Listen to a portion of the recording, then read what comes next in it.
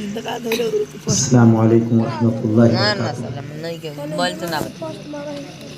الحمد للہ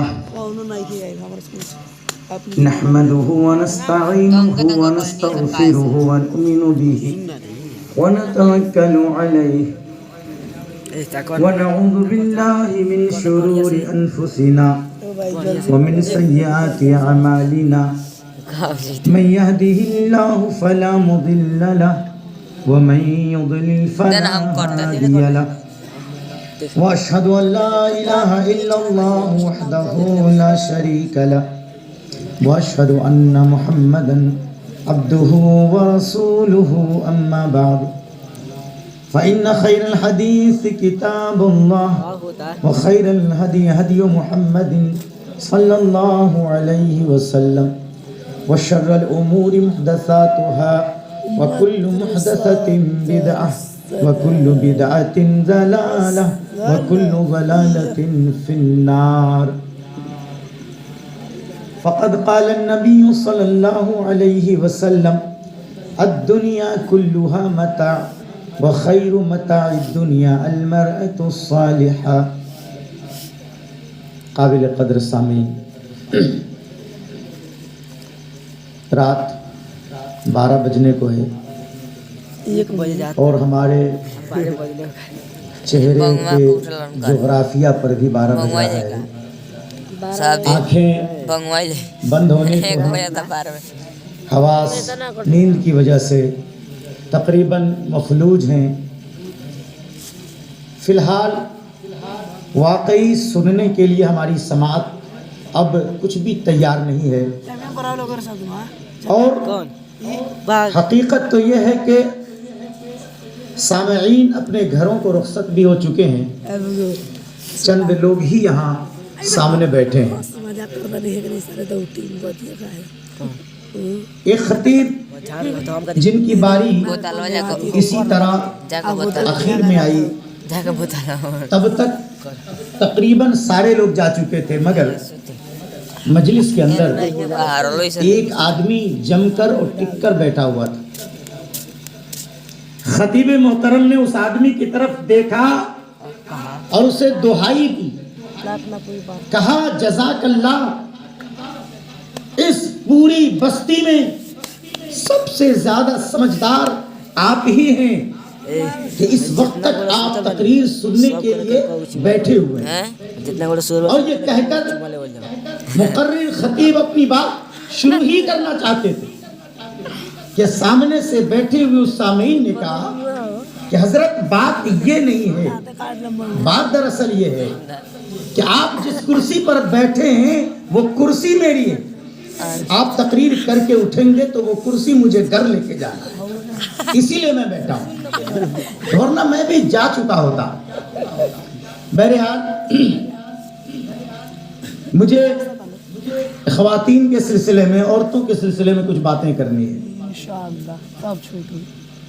جن کا نام آتا ہے تو طرح طرح کے خیالات پیدا ہوتے ہیں، ان پر بہت سارے افسانے بنائے گئے، بہت سارے لطیفے گڑھے گئے۔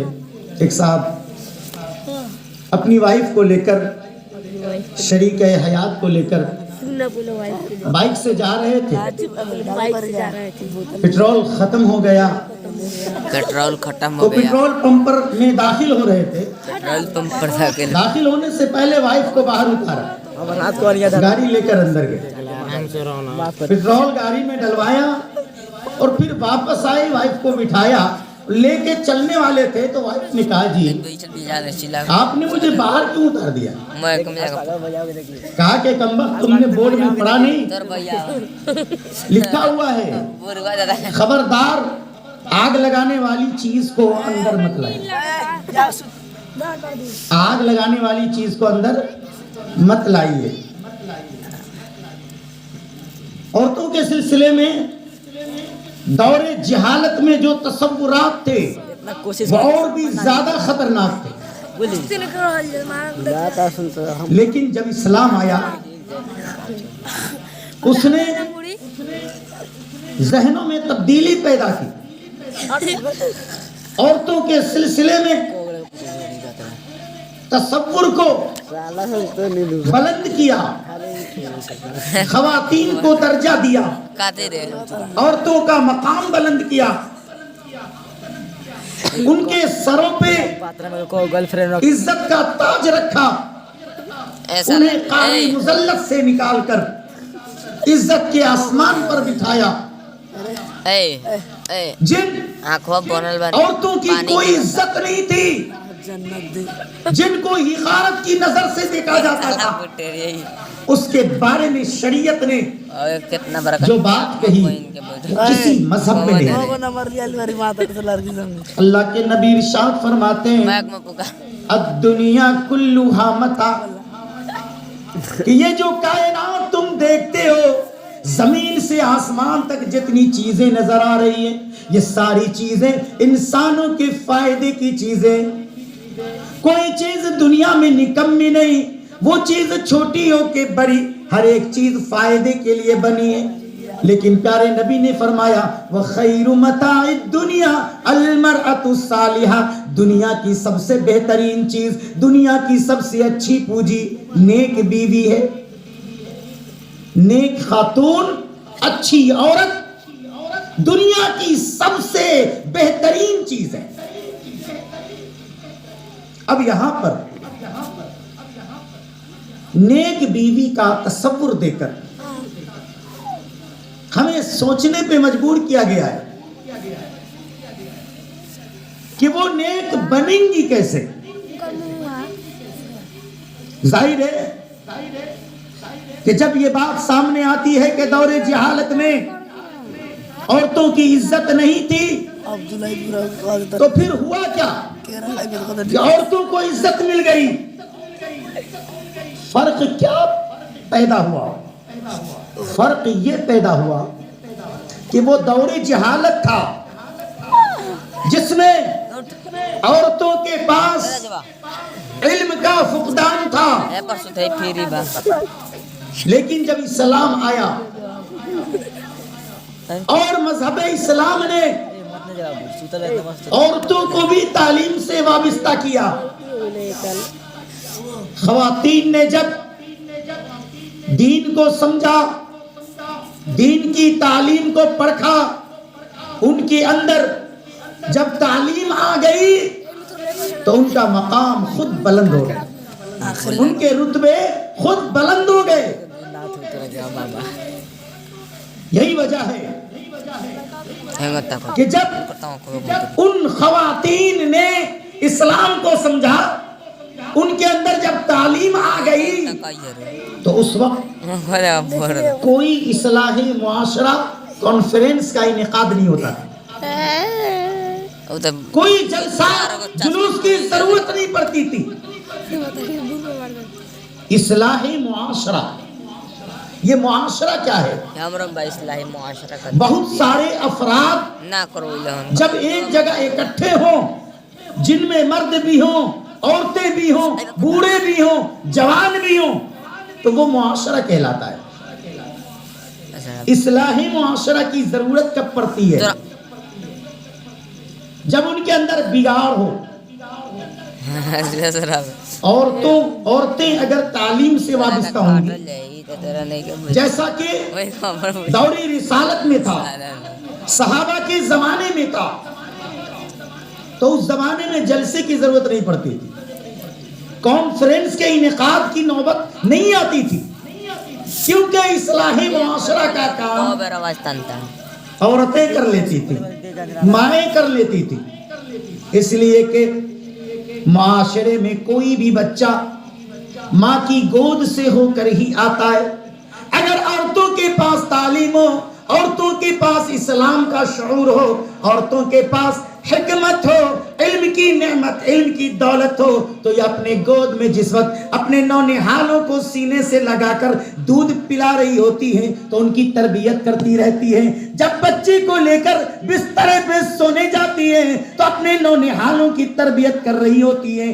جب وہ بچہ اپنی ماں کے مکتب میں 7 سال کا ہوتا ہے تو یہ مائیں اللہ کے نبی صلی اللہ علیہ وسلم کی اس حدیث کے تحت کہ جس میں اللہ کے نبی نے فرمایا کہ جب اولاد 7 سال کی ہو جائے تو انہیں نماز پڑھنے کا حکم دو. یہ مائیں اپنے 7 سال کے فرزندوں کو اگر لڑکا ہے تو مسجد میں جا کر نماز پڑھنے کی تلقین کر رہی ہوتی ہیں اور سمجھا رہی ہوتی ہیں کہ دیکھو وہ مسجد ہے, وہ اللہ کا گھر ہے, اس میں ہنگامہ نہ کرنا, شور بپا نہ کرنا, شرارتیں نہ کرنا, کسی سے لڑائی جھگڑا نہ کرنا, اطمینان سے بیٹھنا, ادب سے بیٹھنا, طریقے سے بیٹھنا. مسجد میں جا رہے ہو پہلے دایاں پاؤں مسجد کے اندر کرنا اور دعا پڑھنا. جب مسجد سے باہر آنا تو بایاں پاؤں مسجد کے باہر کرنا اور دعا پڑھنا. یہ ہماری مائیں, یہ ہماری بہنیں یہ معاشرے کی اصلاح کر چکی ہوتی تھی. ہر فرد اسی مکتب سے گزرتا تھا تو بڑا ہوتے ہوتے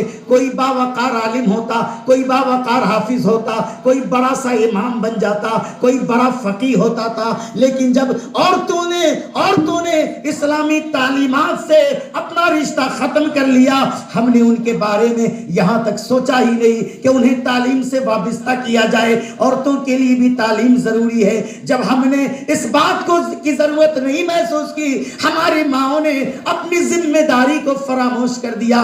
یہ بچے ماں کے گود میں پلتے ہیں, وہ پہلا مکتب ہوتا ہے, لیکن وہاں تعلیم کا کوئی تعلیم کی طرف توجہ نہیں ہے. تربیت ماں تربیت نہیں کرتی.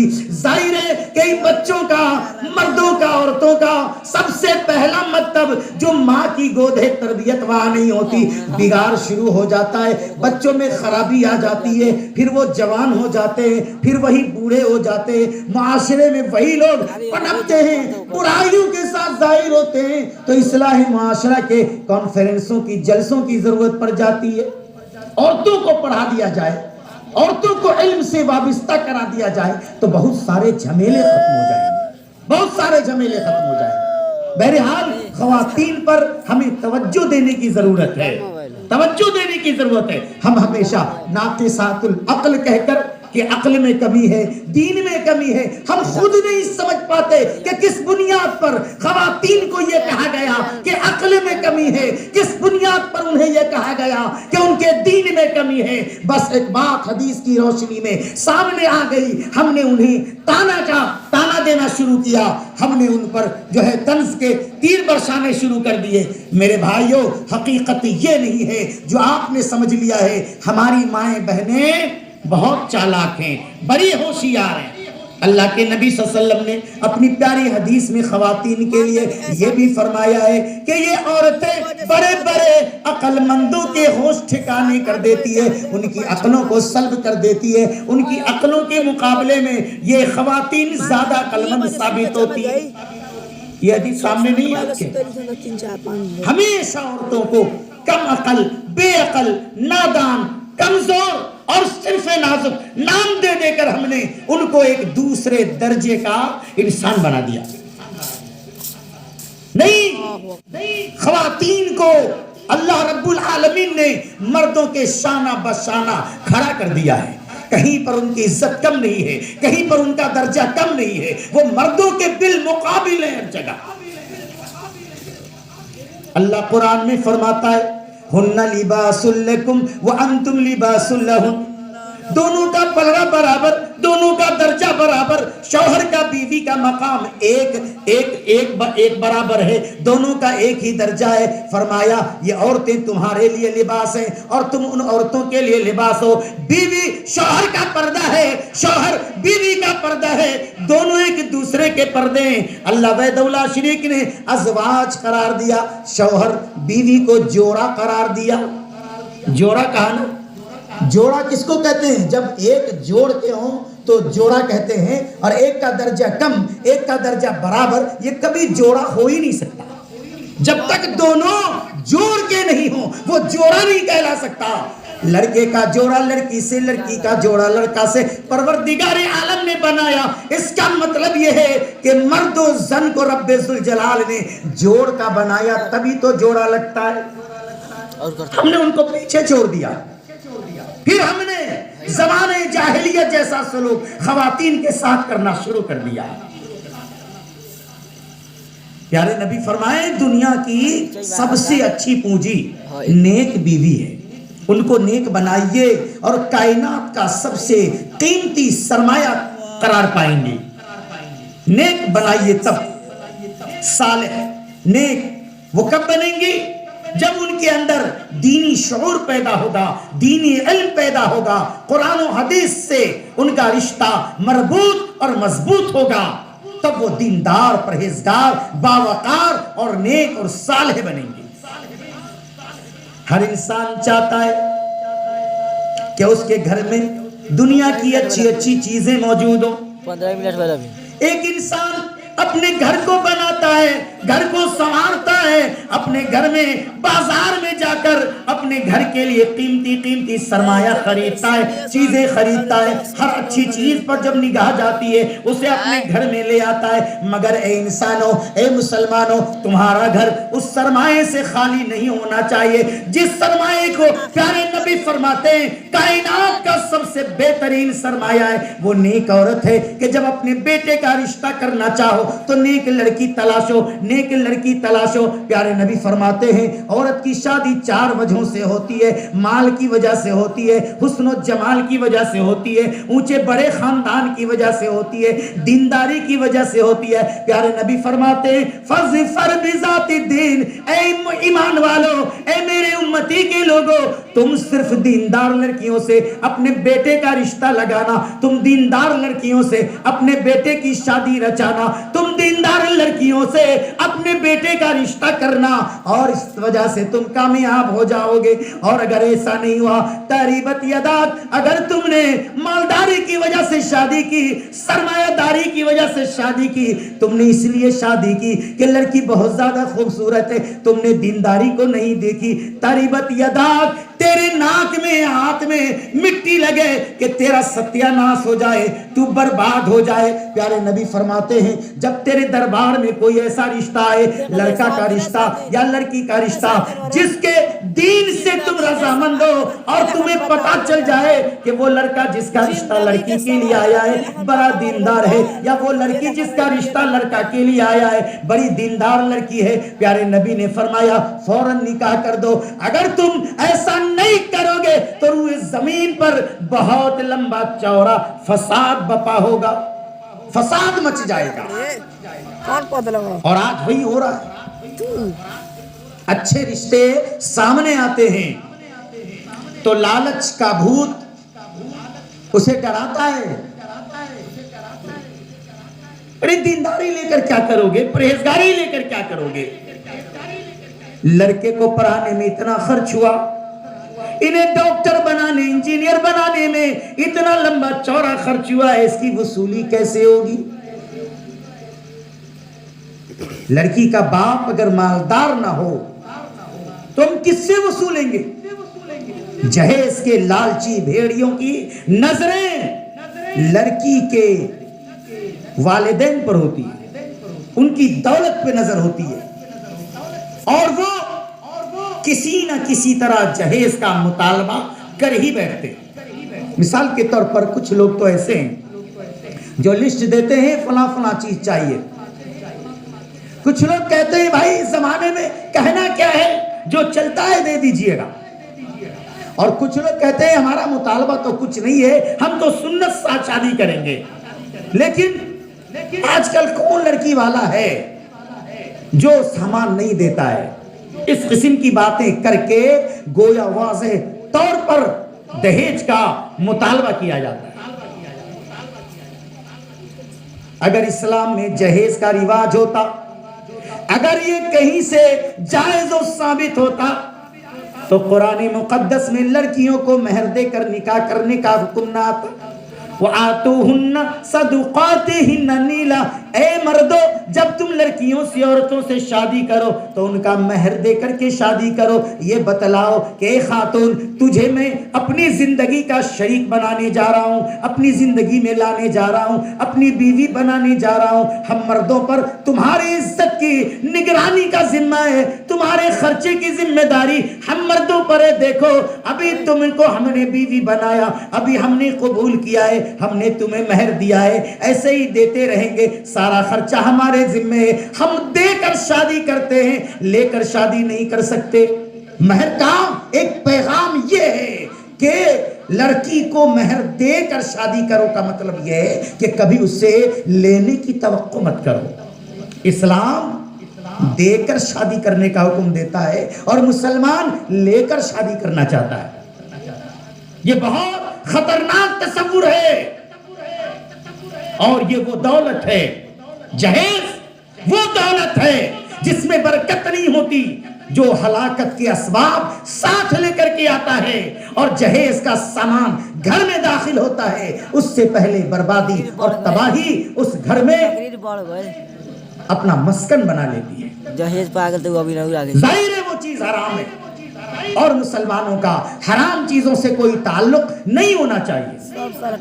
آج جہیز کی وجہ سے لڑکیاں قربان ہو رہی ہیں، جہیز کی وجہ سے لڑکیاں پھانسی لگا لگا کر مر رہی ہیں، لڑکیاں جہیز کی وجہ سے یہ لڑکیاں غیر مسلم لڑکوں کے ساتھ راہ فرار اختیار کر رہی ہیں۔ یہ جہیز ہمارے اسلامی معاشرے کا اتنا بڑا کینسر ہے جس کا بظاہر کوئی علاج سمجھ میں نہیں آتا۔ میرے بھائیو، اگر آج بھی ہم نے اس لعنت کی طرف توجہ نہ دی اور اپنے معاشرے سے اس لعنت کو ختم کرنے کی کوشش نہیں کی تو کل ہماری بیٹی کی باری ہوگی، ہماری بہن کی باری ہوگی۔ جیسا کہ آپ واقعات سنتے رہتے ہیں، کتنی لڑکیوں نے گلے میں پھندا لگا لیا، کتنی لڑکیاں سمندر کی نظر ہو گئی، کتنے نے کنویں میں کود کر جان دے دی، اور کچھ لڑکیاں غیر مسلم لڑکوں کا ہاتھ پکڑ کر گھر سے راہ فرار اختیار کر رہی ہے، اور وہ اپنے معاشرے کے لیے کلنک کا دھبا بن رہی ہے، والدین کے لیے وہ لعنت بن رہی ہے، اور ان لڑکیوں کی وجہ سے ہمارا معاشرہ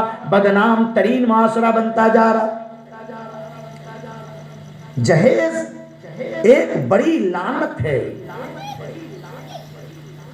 اللہ تعالیٰ نے مردوں کو خوددار بنایا، غیرت مند بنایا۔ کہاں گئی خودداری، کہاں گئی غیرت مندی؟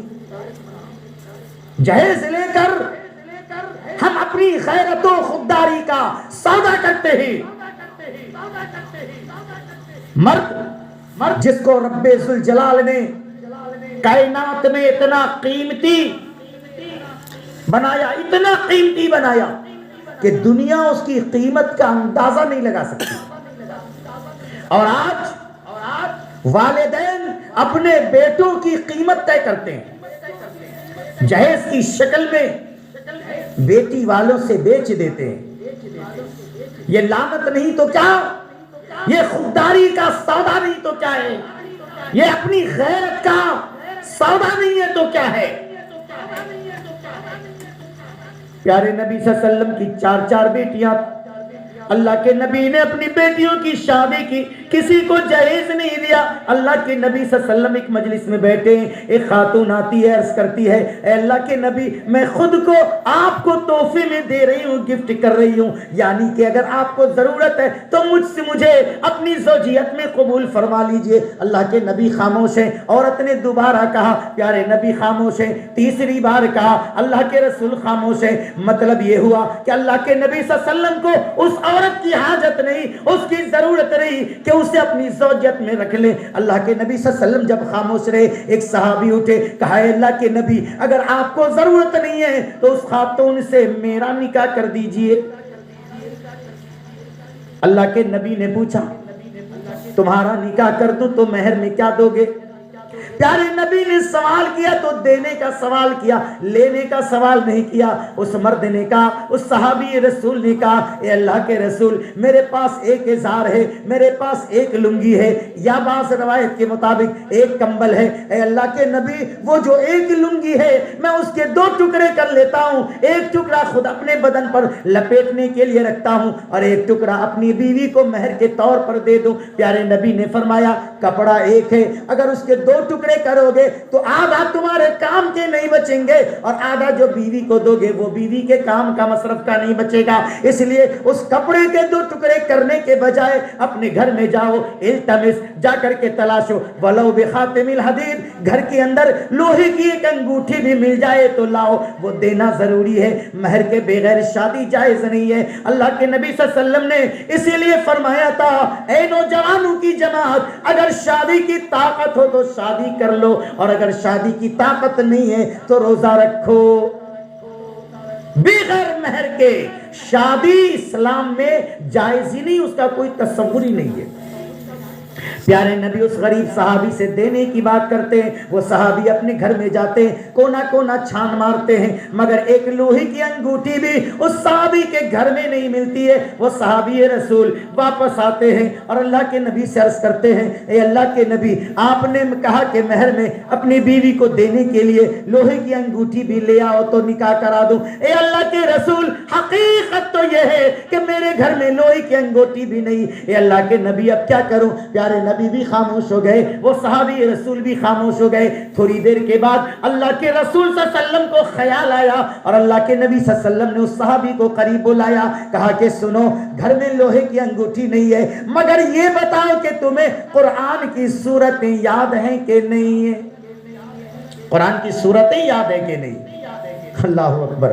نبی کے صحابی ہیں، غریب ضرور ہیں، گھر میں کوئی دولت نہیں، گھر میں کوئی سامان نہیں، لوہے کی انگوٹھی بھی نہیں ہے، مگر ایمان کے پہاڑ ہیں، قرآن تو زبانی یاد ہے۔ اے اللہ کے رسول، اس میں کوئی کمی نہیں۔ اے اللہ کے نبی، قرآن کی بہت ساری سورتیں، چھوٹی چھوٹی بھی بڑی بڑی بھی سورتیں یاد ہیں۔ پیارے نبی نے فرمایا، اگر اسی قرآن کے حفظ کو تمہاری بیوی کا مہر بنا دو تو کیا تم راضی ہو؟ کہا اللہ کے نبی، اس سے بہتر بات کیا ہوگی کہ میں قرآن کی وہ سورتیں جو مجھے یاد ہیں مہر میں اپنی بیوی کو یاد کرا دوں اور میرا نکاح ہو جائے۔ پیارے نبی نے اس عورت کو بلایا، کہا کہ اس سے میں تمہاری شادی کرنا چاہتا ہوں، اس سے میں تمہارا نکاح کرنا چاہتا ہوں، مگر مہر میں دینے کے لیے اس آدمی کے پاس کوئی دولت نہیں، کوئی پونجی نہیں، کوئی دینار و درہم نہیں ہے، کوئی انگوٹھی تک نہیں ہے۔ اے خاتون، کیا تو اس بات پر راضی ہے کہ یہ مہر میں تمہیں وہ صورتیں یاد کرا دے جو صورتیں تمہارے شوہر کو یاد ہوں؟ کیا تم راضی ہو کہ مہر میں یہ صورتیں یاد کرا دے؟ وہ عورت کہتی ہے، اللہ کے رسول، اس سے اچھی بات کیا ہوگی، میں اس مہر پہ راضی ہوں۔ دینا، بیوی کو دینا اتنا ضروری ہے کہ اللہ کے نبی صلی اللہ علیہ وسلم نے ایسی غریب صحابی کا نکاح بھی بغیر مہر کے نہیں کرایا۔ اللہ کے نبی نے مہر کو اتنا ضروری قرار دیا اس لیے کہ قرآن میں اللہ کا حکم آیا، زمین پر انسان رشتہ لگاتا ہے، یہ شادی بیاہ کرتا ہے، یہ یقیناً سنت ہے، مگر اس سنت شادی میں پروردگار عالم نے مہر کو فرض قرار دے دیا۔ وَآتُوهُنَّ صَدُقَاتِهِنَّ نِحْلًا۔ اے لوگو، شادی اگر کرنا ہے تو سن لو، بغیر مہر کے شادی نہیں کر سکتے، تمہیں اپنی بیوی کو مہر دینا پڑے گا، اور دے کر اپنی بیوی کو شریک حیات کو یہ بتاؤ کہ میں زندگی میں کبھی تم سے لینے کی کوشش نہیں کروں گا، جہاں تک ہوگا میں تمہیں دوں گا، تمہارا حق دوں گا، تمہاری ضرورتوں کا خیال رکھوں گا، میں کھانا دوں گا، میں خرچہ دوں گا، تمہارا علاج کراؤں گا، ضرورت کے مطابق لباس بنواؤں گا، خوشی میں لباس تمہیں دوں گا، عیدین میں لباس تمہیں دوں گا۔ اے میری شریک حیات، اس بات کی فکر نہ کرنا کہ کبھی اس کے بدلے میں تمہیں بھی کچھ دینا پڑے گا۔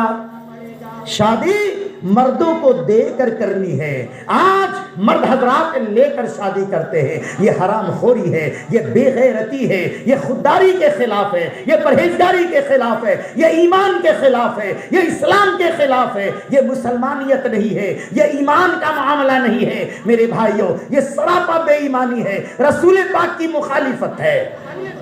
اور جانتے ہیں اس جہیز کی وجہ سے ماحول کتنا خطرناک بنتا جا رہا ہے۔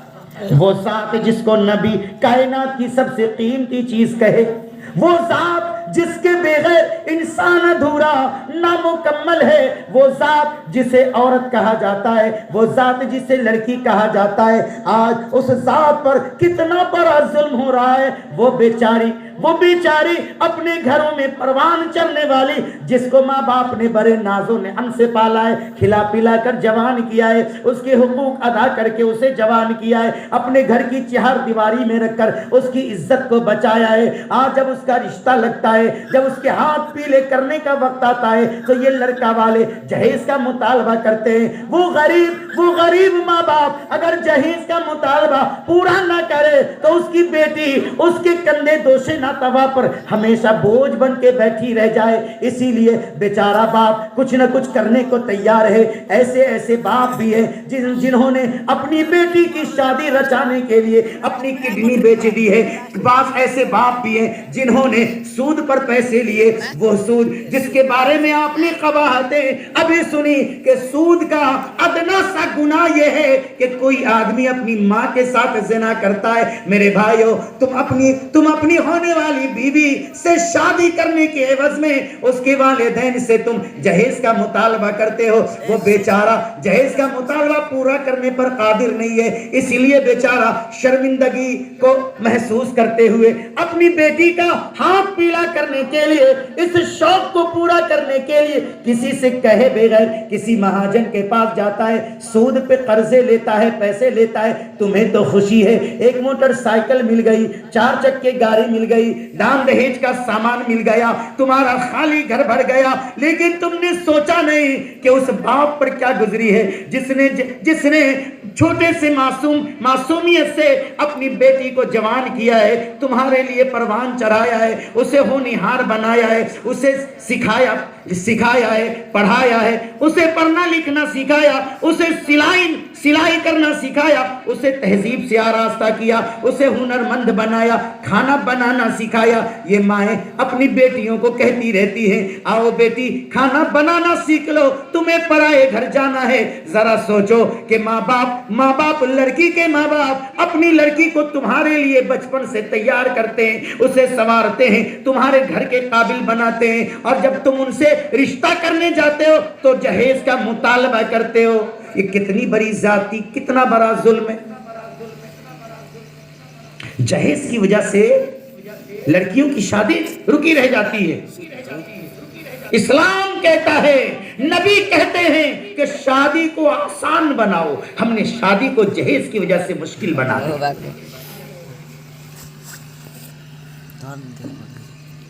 कलकत्ता की सरजमीन पर एक लड़की है, गरीब के घर में परवान चढ़ी है। माँ बाप सिर्फ इतना कमाते हैं कि अपने घर का गुजारा चल पाता है। 2 बहनें जमीला है, फातिमा है, दोनों जवान हो गई हैं। गरीब बाप ने अपनी गुर्बती में भी बेटी को मोहब्बत से पाला है, उसके नाज़ो नेअम नखरे बर्दाश्त करके पाला है। जवान हो गई है, रिश्ते के इंतजार में बैठा है, शायद कोई रिश्तेदार रिश्ता लेकर के आए, शायद कोई पड़ोसी मेरी जवान बेटी के लिए रिश्ता भेजे, कहीं से कोई रिश्ता आ जाए, मगर हाय कोई रिश्ता नहीं आता। हर एक को पता है कि लड़की का बाप गरीब है, ये जहेज नहीं दे सकता, इसलिए कोई रिश्ता लेकर गरीब के दरवाजे पर नहीं जाता। बेचारा इंतजार में है। एक दिन दरवाजे पे दस्तक पड़ती है, दरवाजा खोला जाता है, सफेद पोश 4-5 लोग खड़े हैं, अंदर आने की इजाजत मांगते हैं, अंदर बुलाया जाता है, बिठाया जाता है, कहां से आए सवाल किया जाता है। वो 5 लोग कहते हैं हम लोग हैदराबाद की तरफ से आए, साउथ की तरफ से आए, हम यहाँ कलकत्ता में कारोबार करते हैं, कारोबार के लिए हमेशा आना जाना होता है। ये जो जवान लड़का बैठा है ये मेरा ही फर्जंद है, ये मेरा ही बेटा है। हम लोग चाहते हैं कि अपने बेटे का रिश्ता इसी कलकत्ता में कर दे, ताकि हम जब कभी आए तो हमें होटलों में रहना ना पड़े, हमारे बेटे का ससुराल हो जाए। हम जब भी आए अब अपने बेटे के ससुराल में क़याम करें, यहाँ रिश्तेदारी हो जाए, अजनबियत खत्म हो जाए। लड़की का बाप कहता है हाँ हमें मंजूर है, लेकिन हमने अभी कोई तैयारी नहीं की है। वो आदमी कहता है तैयारी की कोई जरूरत नहीं है, हमें आपकी खूबसूरत बेटी चाहिए, हमें आपकी जवान बेटी चाहिए, हमें एक चमचा भी जहेज में लेना पसंद नहीं करते। अब सोचिए इतना अच्छा रिश्ता घर आ जाए, उस गरीब बाप की खुशी का क्या कहना है।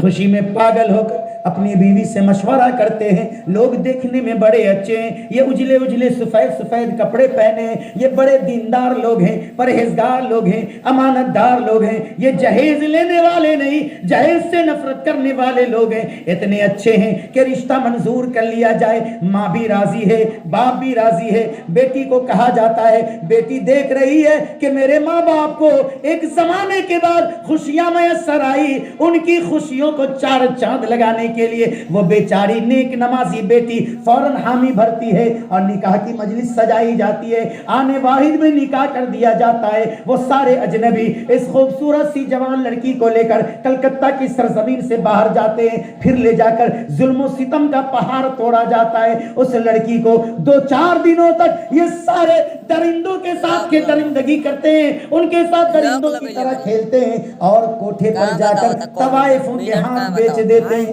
منٹ نہیں کہ بتاؤ تمہیں۔ اگر معاشرے کا کوئی آدمی اس لڑکی کا رشتہ لے کر کے جاتا تو اچھی جگہ اس کی شادی ہو جاتی، جہیز کی وجہ سے اس کے گھر رشتہ نہیں پہنچا۔ وہ لڑکی نمازی بھی ہے، وہ لڑکی دیندار بھی ہے، قرآن کی تلاوت کرنے والی بھی ہے، ہاتھوں کو اٹھا کر پروردگار عالم سے مانگنے والی بھی ہے۔ زندگی میں اس نے کبھی غیر مرد کا چہرہ نہیں دیکھا، زندگی میں اس نے غیر مرد کو اپنے ہاتھ کی انگلیاں تک نہیں دکھائی۔ ہائے کیسا زمانہ آ گیا، کیسا وقت آ گیا کہ آج جمیلہ کو طوائف کے ہاتھوں کوٹھے پر بیچ دیا گیا۔ ہر دن کوئی نیا مرد آتا ہے، ہر دن کوئی جوان لڑکا آتا ہے، اس کے جسم سے کھیل کر جاتا ہے۔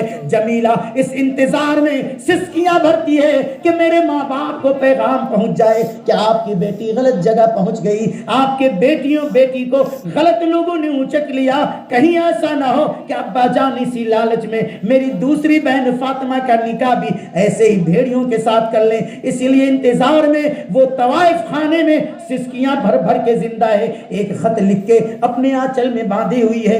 جب بھی کوئی نیا لڑکا آتا، جب بھی کوئی نیا اجنبی آدمی آتا، اس سے یہ بیچاری گزارش کرتی کہ میرا گھر کلکتہ ہے، میرا یہ خط ہے، چھوٹا سا لفافہ ہے، کلکتے جا کر میرے باپ کو پہنچا دو، مگر کوئی نہیں سنتا۔ ایک دن ایک جوان لڑکا اس کے جسموں سے کھیلنے کے لیے آتا ہے، اس جوان لڑکے کے سامنے یہ لڑکی رونے لگتی ہے، بلبلانے لگتی ہے، ان کی آنکھوں میں آنسوؤں کے قطرے ابھر آتے ہیں، قطرے تیرنے لگتے ہیں، بے تحاشا روتی جاتی ہے۔ اس جوان کا دل پگھل جاتا ہے۔ جوان پوچھتا ہے، اے میری بہن بتا تجھے کون سا معاملہ ہے؟ آج ضرور میں تیرے ساتھ برائی کے ارادے سے آیا تھا، مگر تجھے اس طرح روتا دیکھ کر رب ذوالجلال نے مجھے تیرا بھائی بنا دیا۔ اپنے بھائی پہ یقین کر لے، آج تو جو کہے گی میں تیری وہی بات ماننے کو تیار۔ ایک چھوٹا سا لفافہ نکالتی ہے، خط نکالتی ہے، روتے روتے عرض کرتی ہے، میرے بھائی بس اتنی سی بات ہے، میرا یہ خط کلکتہ جا کر میرے والد محترم کے ہاتھوں میں دے دے۔ لڑکا تیار ہو گیا، فوراً خط لے کر کلکتہ روانہ ہوا۔ وہ خط لے کر کلکتہ جا رہی ہے، ادھر یہ بیچاری جمیلہ اسی دن کے انتظار میں تھی کہ میں اپنی ذمہ داری پوری کر دوں، اپنے باپ سے کہہ دوں کہ اگر بیٹی آپ کے دوش ناتواں پر بہت زیادہ بوجھ بنی ہوئی ہے تو اسے زمین میں گڑا کھن کے دفن تو کر دیجئے گا، مگر میری بہن فاطمہ کو ایسے لوگوں کے حوالے مت کیجئے گا۔ خط میں یہی بات لکھی تھی، ابو جان السلام علیکم، امی جان کو بھی میرا سلام۔ عرض یہ ہے، ضروری لکھنا یہ ہے کہ آپ کی بیٹی جمیلہ جس سے آپ نے شادی کی تھی وہ لوگ غلط آدمی تھے، انہوں نے ہمارے جسموں کے ساتھ کھلواڑ کیا، ہمیں غلط دھندے میں دھکیل دیا۔ اے ابو جان آپ کی بیٹی جمیلہ اب ناپاک ہو چکی ہے، جس کے جسم کی انگلیوں کو کسی نے نہیں دیکھا تھا آج اسے سارے لوگوں کے سامنے ننگا ہونا پڑتا ہے۔ اے ابا جان جو مصلے پر سر جھکاتی تھی، جو سجدہ ریز ہوا کرتی تھی، جو صبح صبح قرآن کی تلاوت کرتی تھی، یہاں نہ مسئلے ہیں نہ قرآن کے نسخے ہیں۔ اے ابو جان آپ کی بیٹی جمیلہ اب آپ کے قابل نہیں رہی۔ اے ابو جان یہ سن کر آپ کو غصہ آ رہا ہوگا، آپ مقدمہ کرنا چاہ رہے ہوں گے، لیکن میرے ابو جان آپ کمزور آدمی ہیں، آپ غریب آدمی ہیں، آپ مقدمہ ہار جائیں گے۔ جنہوں نے مجھے آپ سے ٹھگا تھا، جنہوں نے مجھے آپ سے چھینا تھا، وہ بڑے مالدار لوگ ہیں، آپ ان سے مقابلہ نہیں کر سکتے۔ میں اتنا گزارش ضرور کرتی ہوں کہ آئندہ میری بہن فاطمہ کا اگر شادی کرنا ہو تو اچھے سے چھان بین کر اچھے آدمی کے حوالے کیجئے گا، میری بہن کو آنکھ بند کر کے میری طرح کنویں میں مت ڈھکیل دیجئے گا۔ خط میں یہ جملہ لکھا ہے، باپ پڑھتا جا رہا ہے، اس کا کلیجہ منہ کو آ رہا ہے۔ وہ بیٹی جس کو ناز و نعم سے پالا تھا، جس کو گود میں باہوں میں کھلایا تھا، آج اس بیٹی کا جوانی میں یہ عالم ہے کہ اسے طوائف خانے میں بیچ دیا گیا۔ بیچارہ باپ مجبور ہے، ماں مجبور ہے، کچھ نہیں کر سکتا۔ ادھر یہ بیچاری جمیلہ جس کو امی جان نے چلتے وقت ایک ساڑی دی تھی. کہا بیٹی میں تمہیں دلہن نہیں بنا سکی کیونکہ تمہاری سسرال والوں نے اتنا موقع نہیں دیا کہ میں تجھے دلہن والی ساڑی پہناتی. اے میری بیٹی یہ ساڑی ہے, جب اپنے گھر پہنچ جانا, اپنے سسرال پہنچ جانا تو ایک دن اسی ساڑی کو زیب تن کر کے خود سے دلہن بن جانا. وہ ساڑی نکالتی ہے, آنکھوں سے لگاتی ہے, روئے جاتی ہے, عرض کرتی ہے امی جان تجھے پتا نہیں تھا تو نے یہ ساڑی دلہن بنانے کے لیے دی تھی, آج وہی ساڑی میرے گلے کا پھندا بننے جا رہی ہے. اے امی جان مجھے معاف کر دینا, ابو جان مجھے معاف کر دینا. یہ کہتی جاتی ہے, روتی جاتی ہے, اس ساڑی کا پھندا بناتی ہے, پنکھے میں لگاتی ہے, اپنے گلے میں باندھ کر لٹک جاتی ہے, جھول جاتی ہے. بتائیے اس جمیلہ کا کیا قصور تھا, اس دیندار لڑکی کا کیا قصور تھا, اس نمازی کا کیا قصور تھا. قصور ہم بھیریوں کا ہے, جہیز مانگنے والوں کا ہے کہ اچھی لڑکیوں پر نظر نہیں جاتی, دولت والوں پہ نظر جاتی ہے, خاندان والوں پہ نظر جاتی ہے. اسی لیے اللہ کے رسول نے فرمایا کہ دنیا کی کامیابی, آخرت کی کامیابی اے لوگو ایک ہی چیز میں ہے کہ جب جوان ہو جاؤ تو نیک لڑکی سے شادی کر لو, نیک لڑکی سے شادی کر لو, اسی میں کامیابی کا راز مضمر ہے. اور ابھی عائشہ عارف کا مسئلہ کتنا اچھلا ہے, کتنا اچھلا ہے, سب لوگ جان رہے ہیں. بہت سارے علاقوں میں علماء کرام نے نکاح کا بائیکاٹ کرنا شروع کر دیا ہے. بھنک مل گئی کہ جہیز کا مطالبہ کیا ہے یا جہیز کا سامان اس کے گھر پہنچایا گیا ہے, علماء کرام اب بائیکاٹ کرنے لگے ہیں. میرے بھائیوں کہیں ایسا نہ ہو کہ خاموشی سے آپ بھی اپنے بیٹوں کی نکاح کے بدلے میں لڑکی والوں سے جہیز کا مطالبہ کر لیں, خاموشی سے سامان آپ کے گھر پہنچ جائیں اور نکاح مجلس میں نکاح کا خطبہ پڑھایا جانے والا ہے, قاضی نکاح کو بھنک مل جائے اور اعلان کر دے کہ میں ایسے ظالم کی شادی میں نکاح پڑھانے والا نہیں ہوں, میں جا رہا ہوں, اللہ کی لعنت برسا کے جا رہا ہوں. پھر اس وقت آپ کی عزت کا جنازہ اٹھ جائے گا. میرے بھائیوں اپنی عزت کو سمجھیے, اپنی غیرت کو سمجھیے. آپ مسلمان ہیں, آپ بے ایمانی نہیں کر سکتے, حرام خوری نہیں کر سکتے. آپ کے دین کا, اسلام کا, مذہب کا تقاضا یہ ہے کہ آپ دیندار لڑکیوں سے شادی کریں, اسے مہر دے کر کے شادی کریں, مہر دے کر کے شادی کریں. یہ اسلام نے ہمارے لیے ضروری قرار دیا ہے. میرے بھائیوں آج 2 روز ہو گئے مجھے سوئے ہوئے. تھوڑی دیر پہلے میری آنکھیں جھپک رہی تھی اور تھوڑی دیر کے لیے میں بالکل نیند کی آغوش میں چلا جا رہا تھا, مگر پھر اللہ تعالیٰ نے چونکہ پہلی مرتبہ یہاں حاضری ہوئی ہے, ہمارے بہت سارے عزیزان اس علاقے سے وابستہ ہیں, ان کی بڑی خواہش, بڑا ارمان تھا کہ استاذ کی حیثیت سے مجھے یہاں بلائے, اپنے علاقے کا دورہ کرائے. ہمارے عزیزوں نے بہت دنوں سے محنت کی اور مجھے دعوت دی, پہلی مرتبہ یہاں حاضری ہوئی ہے. نہ چاہتے ہوئے بھی طبیعت کی آمادگی کے بغیر بھی کچھ باتیں میں نے آپ کے سامنے رکھ دی ہیں جس میں نہ کوئی ترتیب ہے, نہ کوئی خاص بات ہے. ٹوٹے پھوٹے الفاظ, ٹوٹے پھوٹے بکھرے ہوئے انداز میں نے آپ کے سامنے جو باتیں رکھی ہے اس کا ماحصل صرف یہ ہے, ماحصل صرف یہ ہے کہ ہمیں نکاح کرنا ہے, ظلم نہیں کرنا ہے, ہمیں جائز شادی کرنی ہے, حرام خوری نہیں کرنی ہے. شادی میں جن چند باتوں کا خیال رکھنا ہے وہی اسلام ہے, اور وہ کیا ہے؟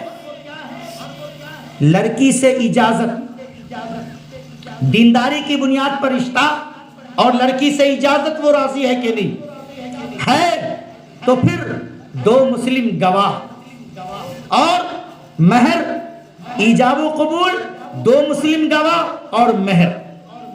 شادی کے دوسرے یا تیسرے دن ولیمہ, گن کر یہ 4 باتیں ہوئی. یہی ہے شادی, یہی ہے اسلام, یہی ہے ایمان. اور اس کے علاوہ جتنا ہے وہ سب ہے حرام, وہ سب ہے باطل, وہ سب ہے ناجائز, جس کی وجہ سے پروردگار عالم ایسے جہیز لینے والوں کو, اس طرح فضول خرچی کے ساتھ شادی کرنے والے کو رب ذوالجلال جہنم کے جہنم کا ایندھن بنائے گا. ابھی ہمارے حضرت مولانا کہہ رہے تھے, ایک راستے سے آ رہے تھے, اس علاقے میں آ رہے تھے, ٹرننگ پوائنٹ تھا جہاں سے گھومنا تھا. عورتوں کا اتنا بڑا ہجوم دیکھ کر پہلے میں یہ سمجھ گیا کہ شاید یہی جلسے کی جگہ ہے. خواتین محبت و عقیدت کے ساتھ حاضر ہو گئی ہے, مرد بھی اپنی مجلس میں کئی ہوں گے. اچانک ڈھول کی آواز کان میں جاتی ہے, گانے کی آواز کان میں جاتی ہے. گانا بھی خطرناک بڑا بھیانک بجایا جا رہا ہے. لڑکیاں عورتیں ناچنے اور کودنے کے موڈ میں ہیں, رقص و سرور کے موڈ میں ہیں. مرد حضرات بھی وہ تماشا دیکھ کر سرور حاصل کر رہے. میرے بھائیوں, ایک مسلمان کی شادی ایسی نہیں ہو سکتی, یہ مسلمان کی شادی نہیں ہو سکتی. میرے بھائی, ہم اپنے معاشرے میں شادی کو آسان کریں اگر ہمارے اندر غیرت اور ایمان باقی ہے, اور شادی میں یہ جو غلط رسومات ہیں اس کا بائیکاٹ کریں. ہمارے دل کے ارمان کو نکالنے کے لیے ولیمہ کی سنت ہمیں دی گئی ہے. ہمیں اگر شوق ہے کہ ہم زیادہ سے زیادہ خرچ کریں اور صاحب حیثیت بھی ہیں, تو ولیمہ میں ہر ایک غریب کو پوچھئے, ہر ایک امیر کو پوچھئے, ہر ایک رشتہ دار کو دعوت دیجئے اور سب کو کھانا شوق سے کھلائیے, اپنے دل کا ارمان نکالیے اگر اللہ نے نوازا ہے تو. لیکن میرے بھائیوں, یہ جو بارات ہے اور بارات کے لیے جو لڑکی والوں سے کھانا طلب کیا جاتا ہے نا, مٹن. ایک بہن کی میری شادی تھی اور میرے بہنوں ہی نے رشتہ لگایا تھا.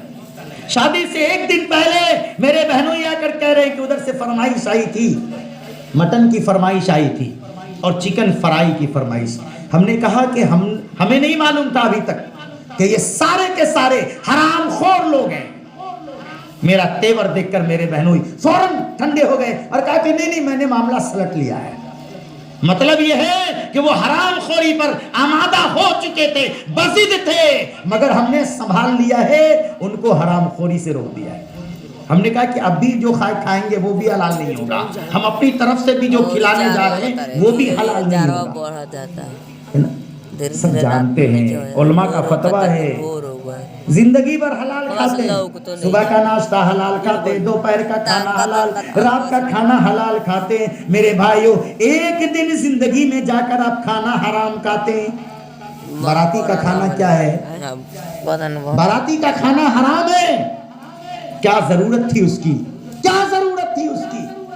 بائیکاٹ کیجئے. جب آپ حلال خوری کا اہتمام کرتے ہیں تو بارات کے کھانے سے بائیکاٹ کیجئے, بچیے اس سے. یہ حرام کھانا ہے کیونکہ بغیر دعوت کا کھانا ہے. دلیل ہے اس پر کہ وہ حرام ہے, لوٹ کا کھانا ہے, ڈکیتی کا کھانا ہے, وہ حرام ہے, قطعاً جائز نہیں. اور علماء فتویٰ دے چکے ہیں, یہ جو لڑکا والے بارات لے جاتے ہیں اور ان کو جو کھلایا جاتا وہ حرام. لڑکی والے دعوت دے رہے ہیں, لڑکی والے اپنی بیٹی کی شادی کے دن دعوت دے رہے ہیں. مولانا اس کا کیا مسئلہ ہے؟ تو بھائی لڑکی والے کا بھی دعوت دینا قرآن و حدیث سے ثابت نہیں ہے تو وہ بھی جائز نہیں ہوا. لڑکی والے دعوت دیں کہ لڑکا والے بلا کے لڑکی والے کے پاس لے جائیں, یہ ثابت ہی نہیں ہے کہیں سے کھانا. ولیمہ ثابت ہے. ولیمہ سے پہلے جو کھانا کھلایا جاتا ہے لڑکی کے دروازے پر کھلایا جائے, لڑکا والا بلا کے لے جائے یا لڑکی والا دعوت دے کر کے بلائے, یہ کھانا شریعت میں کہیں سے ثابت نہیں ہے. میرے بھائیوں, اس ظلم کا دروازہ بند کیجئے, شادی کو آسان کیجئے. اگر آپ دوسرے کی بیٹیوں کے ساتھ رشتہ اس طرح سے کریں گے تو پھر آپ کی بیٹی بھی سکون سے سسرال چلی جائے گی. جب آپ کی بیٹی, آپ کی بہن کی باری آئے گی تو آپ بھی اس وقت پریشان نہیں ہوں گے. دوسروں کے لیے آسانی کیجئے, اللہ آپ کے لیے آسانی فرمائے گا. اللہ تعالیٰ سے دعا ہے کہ رب ذوالجلال ہم سارے مسلمانوں کو ہوش کے ناخن لینے کی توفیق عطا فرمائے. اس خطرناک پرفتن زمانے میں شادی بیاہ میں جو بے شمار رسومات لوگوں نے ایجاد کر لیے ہیں اور بیشتر رسمیں حرام, ناجائز, شرک اور بدعات و خرافات پر مشتمل ہیں, اللہ ان تمام رسومات کا قلع کما کرنے کی توفیق عطا فرمائے. پروردگار عالم ہمیں غیرت مند بنائے، خوددار بنائے، اور نکاح ہم اللہ کے نبی صلی اللہ علیہ وسلم کے طریقے پر کرنے کی ہمیں توفیق عطا فرمائے، اس طریقے سے جس طرح اللہ کے نبی نے اپنا نکاح کیا، جس طرح علی کی شادی کی، جس طرح اپنی تمام بیٹیوں کا نکاح کیا ہے۔ اللہ تعالیٰ سے دعا ہے کہ نکاح کی مناسبت سے تمام خرافات سے ہمیں بچ کر زندگی گزارنے کی توفیق عطا فرمائے، آمین یا رب العالمین برحمتک۔